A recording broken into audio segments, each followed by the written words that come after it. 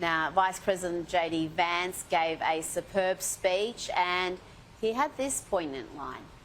It is better to die a young man in this world than to sell your soul for an easy life with no purpose, no risk, no love, and no truth.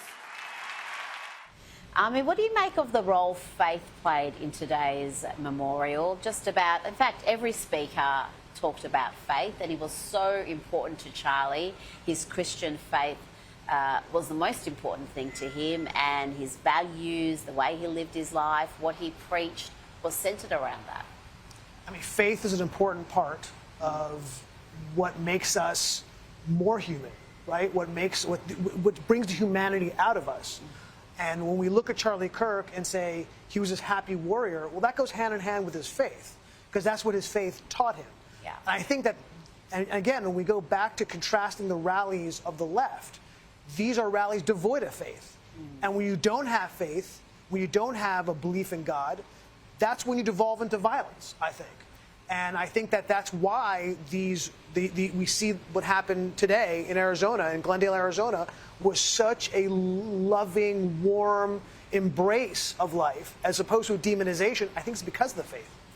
And yet, at a funeral, we had the sort of security you might expect if you're entering the Oval Office. It took hours for everyone to go through. No one was really complaining. You had the president there, the vice president, just about every senior member of the administration, so you can understand.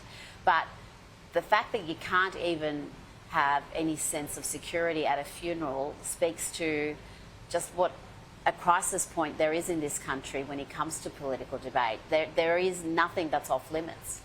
Those days are over. Those days of being able to walk on a college campus, give a speech in an open area are over. Look, I get death threats all the time. Everyone I know who is in this world gets death threats repeatedly. Ben Shapiro can't give a speech on a campus without having a phalanx of security guards and police officers, not to mention his own personal security. Yeah. And I think what we learned is that, look, if somebody wants to kill you, right, they're going to be able to do it. If they're willing to trade, they may not have to die, but they're willing to trade their freedom, they can do it. It's a scary time for people who want to speak out, but we have to. We have no choice. I think it's something Douglas Murray said: when something like this happens, you spread the risk. I think it was actually quoting Ayaan Hirsi Ali, who's intimately aware of the horrors that can come from extremists attacking you for your opinion. Now, the New York Post has a great editorial on the funeral. They called it a message to the mainstream media. The editorial asks, was Jimmy Kimmel watching Sunday? Was ABC? Do they understand the bubble they've created? Not only do they not speak to or for these people, they deny they exist.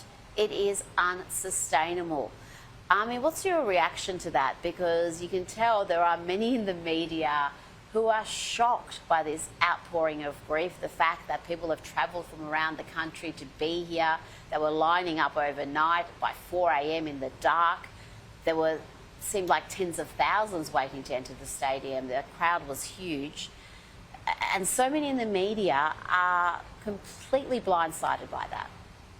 Yeah, because, look, you know, it's so interesting. The outrage we saw to Jimmy Kimmel's firing as compared to the outrage of an assassination of a cultural and political figure, it's incredible to me. This is what the left has done. It doesn't matter.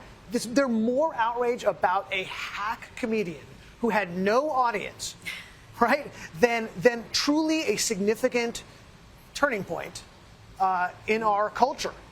An assassination of a political figure did not draw as much ire from the left as a firing of Jimmy Kimmel. And they didn't mention it at the Emmys, did they? Not even a passing reference to this significant event. Do you think that was possible?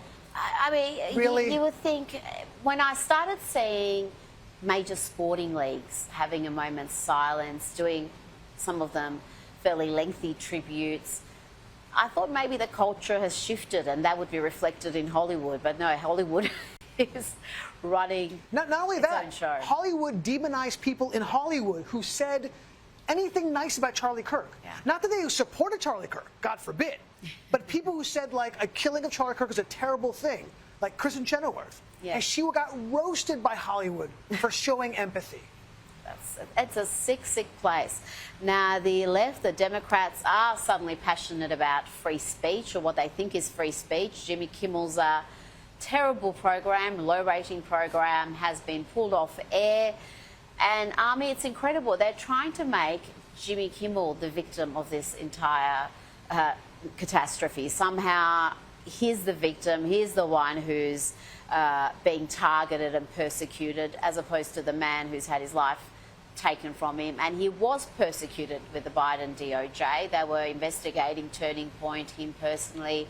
He spoke about his fear of ending up in federal prison if a Democrat was elected president again. Look, I'm not a fan of the government getting involved in something like Jimmy Kimmel. I don't think it's a good idea. I think it sets a bad precedent, and I promise you it will boomerang when there's a Democratic president. But it already has. This is the point that Republicans make. Those sort of arguments ring a little hollow because the Democrats go out of their way to silence They always have. their political opponents. So I don't know. I think perhaps if they get a taste of their own medicine, if they're held to their own standards, I don't like it from maybe either they'll side. back away from this sort of cancel culture. No. No, I don't like it from either side. I don't think it's healthy. Well, Having I mean, said the that, man he's lost 70% of his no, audience. he should have been. Don't He get me should wrong. have been sacked He should have been years fired. ago. I have no problem with being firing. I just don't like any government intervention. Well, of course, we don't want government intervention, but again, from what we've seen reported, he not only said something that was verifiably a lie, and he knew was a lie, he still said it. He had no intention of backing away. Like Ilhan Omar, he wanted to go back on the next program and double down on those attacks. And in that scenario, I mean, what could ABC do? They've just had a massive payout. Unless they just are happy writing checks endlessly, they had to take some action. We're in the media business. We know they're not willing to write. They're not happy to write endless checks. Look, they were looking for an excuse. There's no question about it. I mean, you saw what happened to Colbert. Yeah. It was the same. Late night just isn't driving revenue. Their costs are out of control. Jimmy Kimmel makes a huge amount of money relative to the amount of audience they bring in. Oh. It's not worth it. They were looking for a reason, and he gave The it to maths ain't mathsing, as the kids say. It makes no sense. Is that what they say? They do say that. Something like that. How can he earn that salary with that pitiful audience? I mean, what sort of a business are ABC running? If I was a shareholder, I'd be asking a few questions. I can tell you about that. Ami Horowitz, thank you so much for your time. Thanks for coming in today. Always a pleasure.